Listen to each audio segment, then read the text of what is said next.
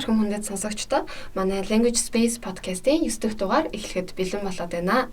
За өмнөх дугааруудад бид нэр Европын хэлний талаар илүү түлхүү ярьж ирсэн бол энэ удаад Азийн хэлний онцлог гэсэн сэдвээр ярих гэж байна. За багшаатаа өөрийгөө товчхон танилцуулаач. За сайн байцгаана уу. За намайг Хшиг Дэлгэр гэдэг Монгол Улсын их сургуулийн Аз судлалын тэнхимд Японы хэлний багшаар ажилладаг. За тэгэхээр асуулт руугаа орцгоё. За монголчууд Аз хэлийг сурах нь бусад барууны хэлийг судлахаас илүү ойр байдгүй.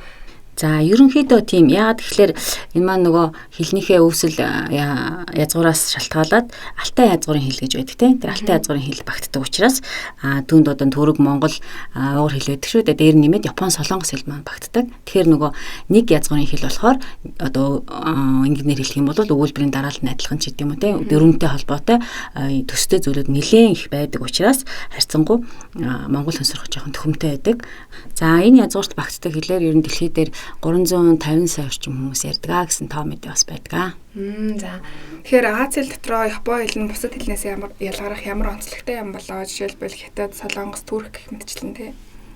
Зөв. Тэгэхээр яг уу багш нь болохоор Хятад, Солонгос, Түрк хэлийг нарийн сайн мэдэхгүй л дээ. Гэхдээ яг уу ерөнхий ингээд хамт ажилладаг хүмүүсээсээ сонсож байгаа солонгос хэлийг бас жоохон сурж исэн. За тэгж яхад надад ажиглагдсан юм нь юу вэ гэхээр нөгөө Японы хэл бол энэ бусад хэлнээс Аз хэлнээс ялгаатай нь цагаан толгой үсэг хоёр янз байдаг. Хирагана, катакана гэд. За дээр нь нэмээд ханц үсэг гэдэг дүрс үсэг байдаг. Ингээд өөрөөр хэлбэл 3 төрлийн үсгээс бүрдэж байж нэг текст бүрднэ гэсэн үг байна шүү дээ. Түүгээрээ жоохон онцлогтой. За ер нь бол ханз нь бол Хятадаас орж ирсэн учраас канж гэж бас японоор хэлдэг. Ханц үсэг гэж энэ үсэг маань Хятадаас орж ирсэн учраас Хятад хэлний одоо ханцтай төстэй байдаг гэж ойлгож байна. За тэгвэл сүүлийн үед залуучууд анime, манга гэх мэт Японы соёлоор дамжуулаад Японы хэлийг ерөөдөө судлах, сонирхох хандлага түгээмэл болсон шүү дээ. Тэгвэл Японы хэлийг одоо үед судлах нь яг ямар ач холбогдолтой вэ?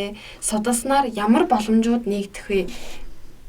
За ер нь бол Японы хэл маань бас л яг одоо орчин үеийн залуучууд бүгд гадаад хэлтэй байх энэ бол зайлшгүй одоо нэг чадварын үзүүлэлт болоод байгаа энэ үед бол Японы хэл маань бас л одоо том гүрэн өндөр хөгжилтэй улс орны хэл гэдэг утгаараа бас их сурах нь цаашдын одоо янз бүрийн мэрэгжил эзэмших өндөр хөгжилтэй оронд ажиллаж амьдрах тэр бүх зүйлд одоо гарц болж өгнө гэдэг утгаараа бол дэлхийн боловсролыг одоо эзэмших юм бас нэг зэвсэг нь олж өгнө гэдэг утгаараа их алшрт бүгдэлтэй болов гэж бодож байна. За ялангуяа манай МУИС одоо сүүлийн жилүүдэд ерөнхий сурын хичээлээр Японы хэлний хичээлийг сонгон судлах оюутны тоо их нэмэгдсэн. Улирал болгон маш олон оюутан сонгон судалж байгаа. Тэгэхээр зөвхөн Японы хэлний мэрэгчлэн одоо урднууд Японы хэл судалдаг байсан бол одоо ялангуяа манай хэрэглээний шинжилгээ ухааны сургууль, эдийн засаг санхүү, банк, бизнес чиглэлийн хүмүүс бол оюутнууд маш их одоо сурах болсон. Тийм болохоор энэ маань нэгдүгээр хэл, хоёрдугаар хэл болгож одоо эзэмшиж сурж байгаа. Сурснараа бол цаашдаа одоо дэлхийд гарах бүхэл одоо гарцсан болчих юм да. За нөгөө талаасаа бас энэ дээр нэг жишээ дуртахад Япон оюутнуудыг Японы засгийн газраас одоо гадаадд сураач тэтгдэг үе гэсэн одоо ийм одоо бодлогоор дэмжиж ийм хөдөлгөөн одоо өрнөж байгаа л да сүүлийн үед. Гэтэл Япон оюутнууд сурахгүй юм гэнэ л те. Гадаад явмаар гэн Японд одоо сурмаар байна. Өөрөө их орон сурмаар байна. Гадаад явах орчин гадаад дахиад гадаад сурна одоо хэцүү гэдэг одоо тийм хандлага гарч ирж байна Японд бол. Гэтэл энийг нөгөө талаас нь бид нар өөрсөндөө ямар ашигтай вэ гэдэг талаас нь харах юм бол бас биднэрт бас магадгүй нэг боломж яагаад гэвэл дэлхийн одоо олон оронд зөвхөн Японд явах биш. Магадгүй Америк бусад баруунд ч гэсэн дэлхийн одоо олон оронд Японтой өндөр одоо харилцаатай хамтын ажиллагаатай компани байгууллагууд зөндөө байгаа. Тэнд одоо жишээ нь ажиллаа гэхэд Японд сурсан байж хаад бас нэг одоо багаж зэвсэг нь болно гэж бодож болох юм да. Хэрэгтэй мэдээлэл өгсөн баярлалаа. За монголчууд гадаад хэлний ялангуяа Аз хэлийг сурахдаа ер нь ямар хөө алдааг их гаргадаг гэж та бодож байна вэ? За оюутнуудын алдаа гэдэг зүйлийг ажиглаад харах юм бол багш нар энэ дээр олон талын судалгаа хийдэг л дээ. Одоо ямар юун дээр их алдаад юм те? Юугийн засаг сайжруулах дээр үү гэдэг талаас багш нар хичээл заахан хажуугаар байнга тэр ингэж бас сайжруулахын төлөө явдаг. За зүгээр туршлагаасаа аваад үзэхэд бол алдаа гэхээсээ илүү юу хүндрэлтэй вэ гэж одоо хэлвэл илүү ойлгомжтой байх болов. Яагаад тэгэхээр нөгөө хүндрэлтэй байгаа зүйл маань эргээд оюутнууд тэрэн дээр алдаад байдаг. Тэр нь Японы хэлний хувьд бол одоо дүрс үсэг буюу саяны хэлээд байгаа ханз үсэг. Тэгээ нөгөө бидний одоо цагаан толгой маань өөрөөсөө ханз үсэг байхгүй учраас маш олон зурлагтай, маш олон давхар дуудлагатай Тэгээд утгыг нь цээжлэн гих мэтлэнтэй ингээд нөгөө асар их төвчээр хөдөлмөр шаардсан нэг юм үе шат байдаг. Тэр энийг одоо оюутнууд маань, залуучууд маань даван туулаад яг тэр ихнийхээ одоо хугацаанд ханзаа их сайн зөв сураад авах юм бол цаашдаа ханз маань бас насан туршдаа тийм хэцүү зүйл биш. Эхний тэр одоо даваагаад авчих юм бол цаашдаа одоо ханзыг агуулгаар нь, түлхүүрээр нь, утгаар нь, нийлэмжээр нь цээжлэх гэдэг олон арга эзэмшчихдэг. Тэрүүгээр өшөө хялбар болоод яваад ирэх одоо жишээ нь. Тийм учраас энэ хан зүсгэн дээр илүүсээ анхаарч сураасай гэж одоо оюутнуудаа байнга зөвлөдөгтэй. За та сая хан зүсгийг ерөнхийдөө сурахад маш хэцүү байдаг гэд хэллээ шүү дээ. За тэгвэл энийг яг сурахын тулд ямар арга барилыг хэрэглүүл тухайн суралцагч маань илүү үр дүнтэй сурч чаддсан болоо. За ер нь бол аливаа хэллэг зөвхөн хан зүсгүүдийг Япон хэлээр сурах явцдаа ярих чадвараа сонсох чадвараа нөгөө дөрвөн чадвараа бичих одоо унших бүх энэ дөрвөн чадвараа зэрэг одоо хөгжүүлж явах нь чухал байгаа шүү дээ. Тэгэхээр ингийн тулд болохоор тасралтгүй хөдөлмөрлөх хэрэгтэй. Жишээ аваад одоо оюутнуудаа юу зөвлөдгөө эднэр гэхээр ямар ч хэлийг сурсан хамгийн одоо нэг чухал зүйл бол хэлний орчинг бүрдүүлэх явдал байдаг тийм. Тэгэхээр тэр өнөөдрөөс нэгэнт Япон хэлийг сонгохоор шийдсэн бол та бүхэн өнөөдрөөс Япон хэлний орчингоо бүрдүүлээ гэдэг зөвлөгөөг би голцоо өгдөг. Яагаад тэгэхээр тэр бид нь Японд биш Монгол байгаа учраас тэр орчинг өөрөөсөө бүрдүүлэхгүй болохгүй. За ингийн тул яг үхээр магадгүй аниме үз тийм. Аниме үзэх юм бол одоо ярих чадвар сайжирсан хүүхдүүд маш их байдаг. За ханзаа цээжлэхийн тулд олон дахин бич одоо ханзаа томор бичээд хан дээрээ наах ч гэдэг юм уу тийм ээ ингээд тухайн одоо хүн өөрийнхөө сонирхлын дагуу маш олон арга барилыг хэрэгжилж болно гэж бодож байна л да. За мөн цагтл бичихтэй одоо ингээд нөгөө Facebook-ээр найзууд солоод тэр хүнтэй японоор харилцах ч гэдэг юм уу тийм ээ одоо ингээд ийм цагтл бичих юм бол бичих чадвар сайжрах жишээний магадгүй толон тараад ганцаараа олон дахин ярих юм бол луудлаган сайжирч гэдэг юм уу тийм ээ. За тэгээд эцэг яг шууд гараад ингэ ярих Япон хүн байхгүй учраас би хэлдэг л дээ найзуудтайгаа эцэг эхчүүдтэйгээ ойлгохгүй ч гэсэн тэр хүнтэйгээ Японоор яар. Араас нь энэ бол тэгж байгаа шүү гэд орчуулж хэлж өг. Тэгэх юм бол энэ чинь та нарт ийм дадал болно. Тэгэхгүй ингээд зөвхөн хичээлийн цаг дээр нэг 90 минутын дээр Япон хэлээ хичээд бус бүх цагт мартчих юм бол эзэмших хугацаа маань улам сунжирна гэсэн.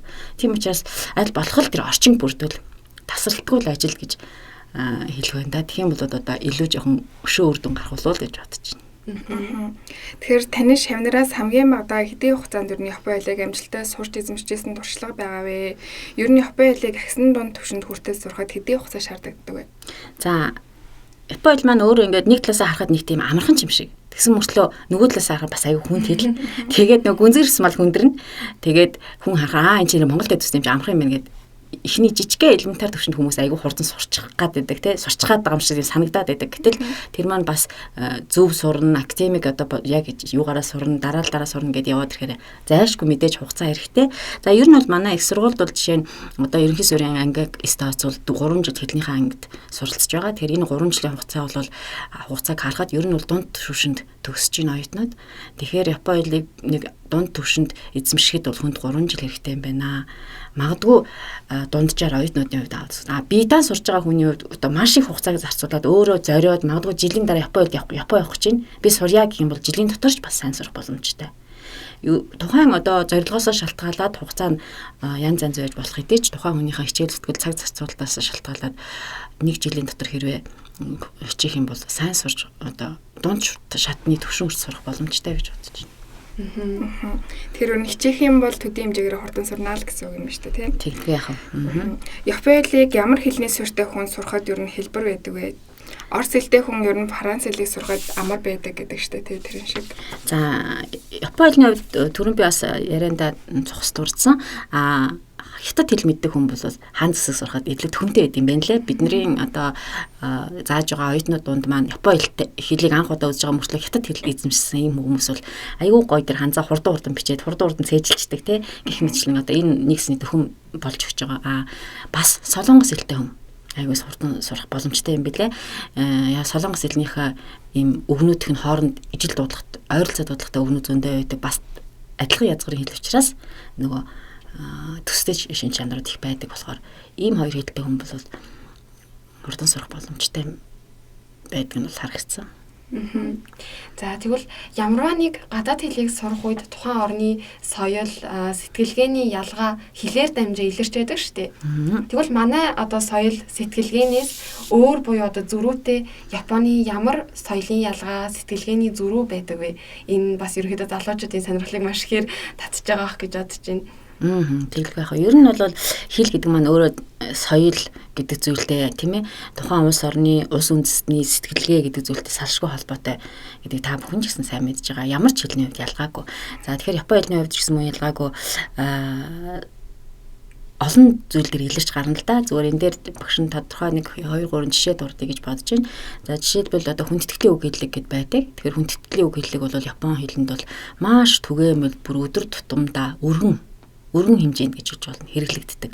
За гэтэл монгол хэлэнд бид бол одоо уран зохиолын номноос ч юм уу тийм ээ яг одоо албан ёсны мэдлэгээний үгнээс ч гэдэг юм уу тийм юмнаас хүндэтгэлийн үгийг одоо хэрэглэх ийм жишээг Монголд бол харж болж байхад бол Японд бол бүр өдөр тутамдаа та хинтээ харьцах вэ гэдгээс шалтгаалаад одоо ямар хүндэтгэлийн үг сонгох вэ гэдэг ийм одоо бүр дүрэн байна л да. Тэгэхээр тэрийг их сайн эзэмших нь бол одоо бас Японы нийгэмд ажиллаж амьдрахад их чухал хэрэгцээтэй ийм одоо шаардлагатай байдаг. За ер нь бол орчин үед бол яг нэг хүндэтгэх ухамсар гэдгээсээ илүүтэйгээр хүндэтгэлийн үг хэллэг нь өөрөө хүмүүс хоорондын харилцааг найрсаг болгох илүү ийм ээлдэг байх те одоо ялангуяа бизнесийн орчинд бол нөгөө харилцагчийг одоо таатах гэдэг ч юм уу те тэр утгаараа ийм харилцааны гол хэрэглүүр одоо болон хэрэглэгдэж байгаа хүндэтгэлийн үг хэллэгийн нэг онцлог бол. За энэ маань яг тухайн Япон хүнийхээ сэтгэлгээний онцлогтой ингээд холбогдоод ирэхээр Японд бол үчи сото гэсэн хоёр ойлголт байдаг. Энэ хоёр Япон үг л дээ. Үчи гэдэг нь бол дотор гэсэн үг, сото гэдэг нь гадаа гэсэн үг. Тэгэхээр нэг хүрээ байна. Тэгээ би гэсэн би болон бид гэсэн хүрээгээр одоо энийг тодорхойлдог тэр хүрээг.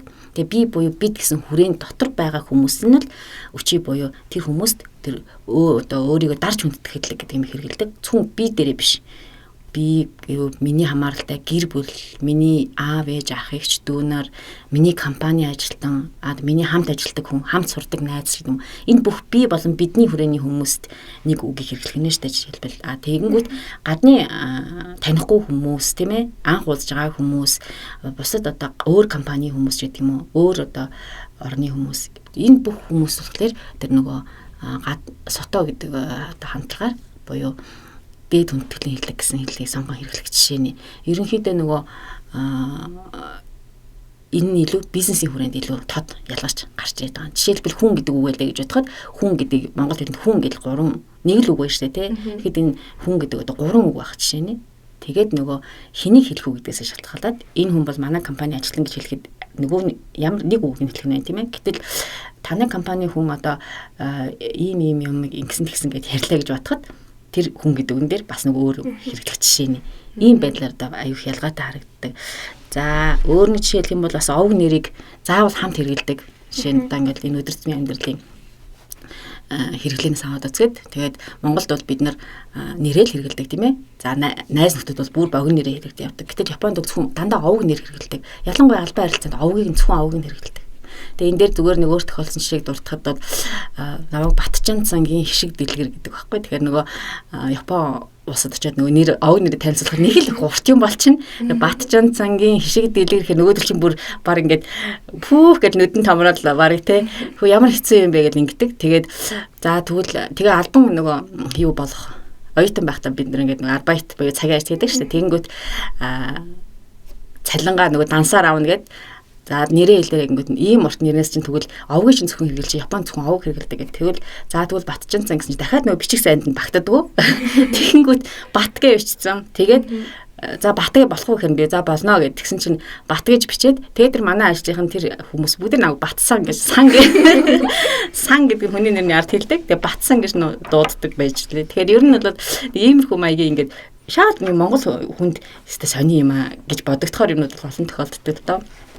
Хүний овг нэрийг бол бас тэгж хэрэглэнэ гэх мэтчлэн. За өөр нэг эндээ бас дурдъя гэж нэг юм нь болохоор тэр үйл үеийн үйлдэгдэх хэв гэж байдаг да монгол хэлэнд. Игдэх гэд. Бид нар бол үйлдэгдэх үед хэрэглэдэг тийм ээ. Гэтэл Япон хэлэнд бол нэгдүгээр тэр тохиолдолд хэрэглэнэ. Хоёрт бол өөрт ямар нэгэн таагүй үйл учирсан үед хэрэглэдэг байхгүй юу. Жишээлбэл одоо чи гадаа явчихлаа амар ширүүн бороо орлоо ингээл бороонд норлоо шүү дээ. Тэгмэд би бороонд шалав норлоо гэж одоо хэлнэ дэ монгол хэлэнд. Япон хэлэнд бол би бороонд норогдлоо гэж хэлдэг. За хөл дээр хүн гიშгүүлчвэл ингээд миний хөл дээр нэг хүн автобусанд явж гიშгэж эхлэе гэдэг үг хэлнэ. Гიშгсэн ч гэдэг юм. Энэ ийм төлөв дээр ярина тийм ээ. Үүлээр. Японд бол гიშгэгдсэн.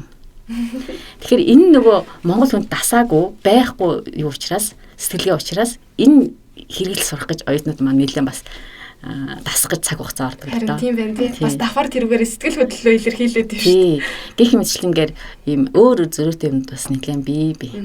Бас нэлээд ерөнхийдөө соёлын нарийн ялгаанууд байд юм байна. За одоо манай подкаст ерөнхийдөө өндөрлөх төвчин ингээд танаас сүүлийн асуултаа асууя. За соёлын цочирдол гэж байдаг шүү дээ тий. Ямар нэг улс оронд очихоор соёлын одоо ялгаатай байдлаас хүн одоо шоконд ороод шокийг мэдэрдэг.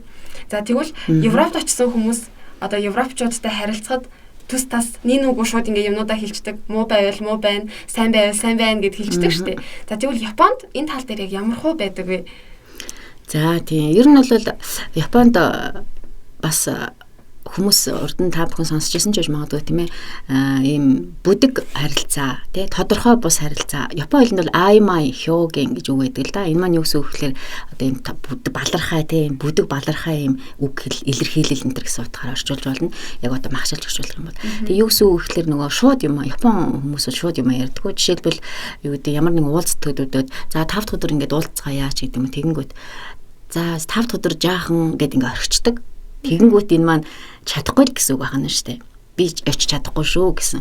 Гэтэл тэрийг нөгөө бусад улс онцны хүмүүс жаахан гэдэг одоо яг яах гэж байгаа юм бол мэгээд мэддэхгүй те очих гээд байгаа мó очихгүй гэдэг байгаа мó гэдэг мэддэхгүй төөрөлд өгөх дахин асуух ч гэдэг юм ингээд ийм байдалд орох ийм юмд бол их олон тохиолддог л да. За жишээлбэл чадахгүй мэдэхгүй гэж шууд ингэж хэлдэггүй.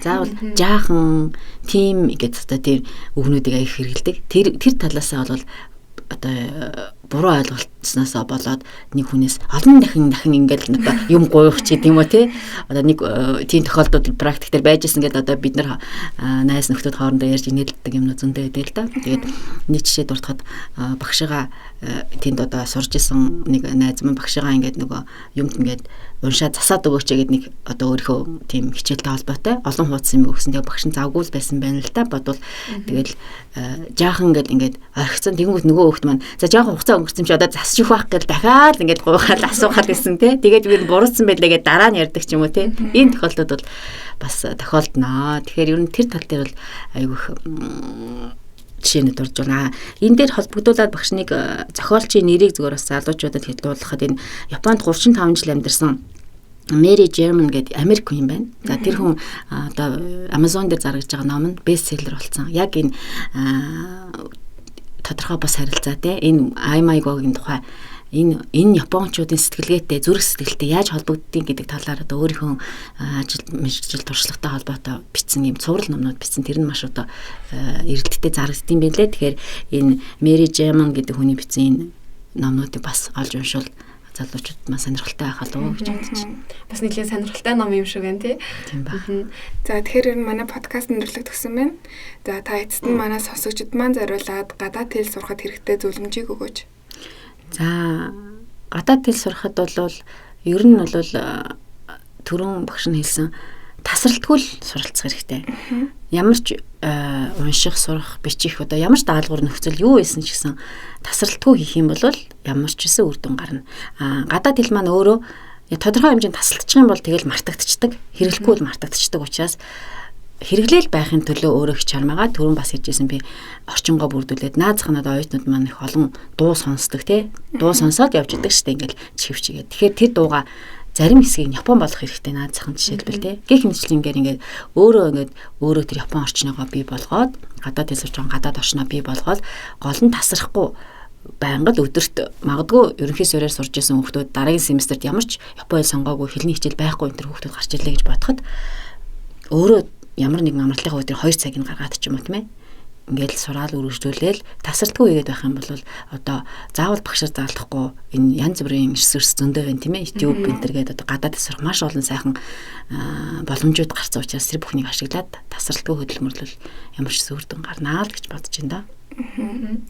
За тэгэхээр бидний урилгыг хүлээж авсанд маш хэрэгтэй мэдээллүүдээ өгсөн танд маш их баярлалаа.